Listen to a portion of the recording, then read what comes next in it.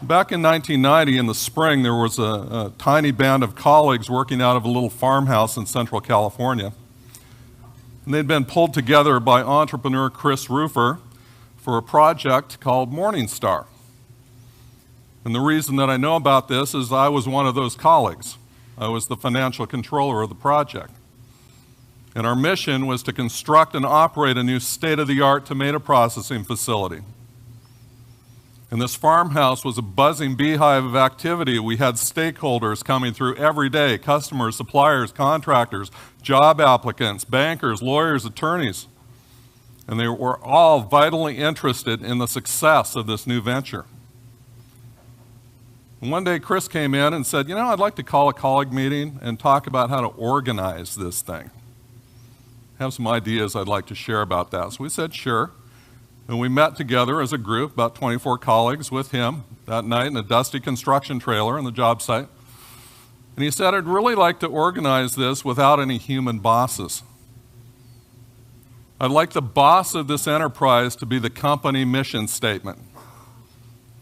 This struck us as radical. None of us had grown up or been experienced in an organization like this before. All of our jobs had been hierarchies. Many of us came from the military.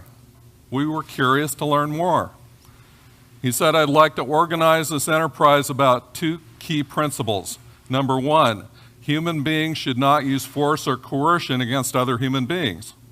When you think about that principle, it's really the foundation of all law everywhere in the world.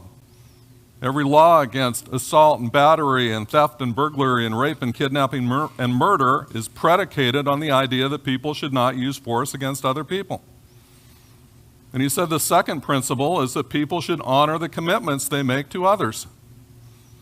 And when you think about that principle, it's also the foundation of law, especially civil law. After all, what is contract law if it's not about honoring commitments to others? And we recognize that these human principles are kind of like physical principles, like gravity.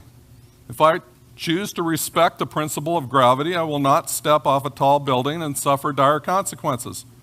And to the degree we respect and honor these principles of human interaction, as a group, we should experience more what? Happiness, harmony, and prosperity. And so at the end of the evening, we all looked at each other and said, well, we can't think of any reason not to adopt these principles. Let's go.